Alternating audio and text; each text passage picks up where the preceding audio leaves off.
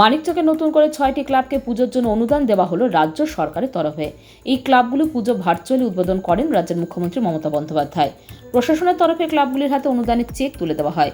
শুক্রবার সন্ধ্যে নাগাদ মালদা মানিকচকের এনায়েতপুর অঞ্চলের বাঙালগ্রাম কুটির আশ্রম সংঘের পুজো ভার্চুয়াল উদ্বোধনী অনুষ্ঠানে উপস্থিত ছিলেন মানিকচক বিধায়ক সাবিত্রী মিত্র, মানিকচক বিডিও অনুপ চক্রবর্তী, মানিকচক পঞ্চায়েত সমিতির সভাপতি পিঙ্কি মণ্ডল, মানিকচক থানার আইসি সহ বিশিষ্টজনেরা।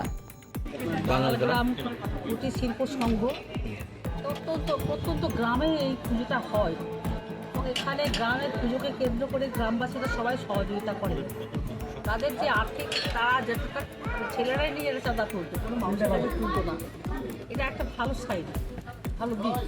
সেখানে আজকে মাননীয় মুখ্যমন্ত্রী ক্লাবকে আমাদের 85,000 টাকা করে অনুদান দিলেন।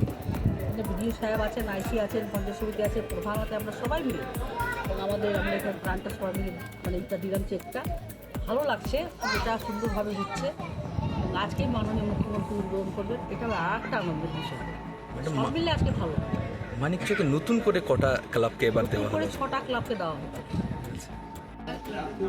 আমাদের মাননীয় মুখ্যমন্ত্রী, আমাদের রাজ্যের মাননীয় মমতা বন্দ্যোপাধ্যায়, তিনি আমাদের ক্লাবের পুজোটা, কুটির আশ্রম সংঘের পুজোটাকে ভার্চুয়ালি উদ্বোধন করলেন এবং আমাদের যে সরকারি রাজ্য কোষ থেকে যে আমাদের অনুদানটা দেওয়া হয়, সেই অনুদানটা আমাদের এখানে এসে আমাদের মানিকচক বিধানসভার বিধায়িকা মাননীয় সাবিত্রী মিত্র মহাশয়া, তিনি আমাদের এই চেকটা আমাদের ক্লাবের সম্পাদকের হাতে তুলে ধরেছেন। আর তার সঙ্গে সঙ্গে ছিলেন বিডিও সাহেব এবং আমাদের আইসি সাহেব, মানিকচক থানা পুলিশ স্টেশনে আমাদের গ্রাম। কত টাকার চেক দেওয়া হলো? 85,000 টাকার চেক দেওয়া হলো। আর আমাদের মানিকচক পঞ্চায়েত সমিতির সভাপতি ছিলেন। কীভাবে আগে করতেন পুজো? আগে আমরা ক্লাবের সদস্যরা, বেশ কয়েকজন সদস্য আছে, 50-60 জন, তারাই নিজেদের মধ্যে চাঁদা দিয়ে কোনো রকম পুজোটা করতাম। যাই হোক, এই বছর থেকে আমরা যখন ফার্স্ট টাইম পেলাম, আমরা 3 বছর আগে করেছি, এবার নিয়ে 3য় বছর চলছে আর কি। তো এইবার প্রথমবার আমরা অনুদানটা পেলাম। এই অনুদান দিয়ে আমাদের পুজোটা আর একটু ভালো হবে।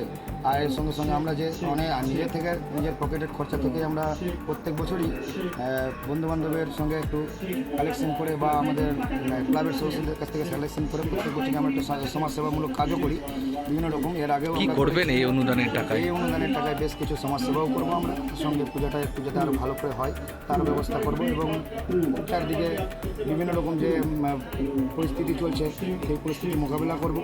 যেমন বন্যা আছে, তারপরে দুস্থদের পাশে দাঁড়ানো, যারা পড়াশোনা করতে পারে না বা তাদের কিছু বই দেওয়া এবং তাদের পড়াশোনা করতে হেল্পিং হ্যান্ড করে দেওয়া, সেইগুলো আমরা কাজ করব।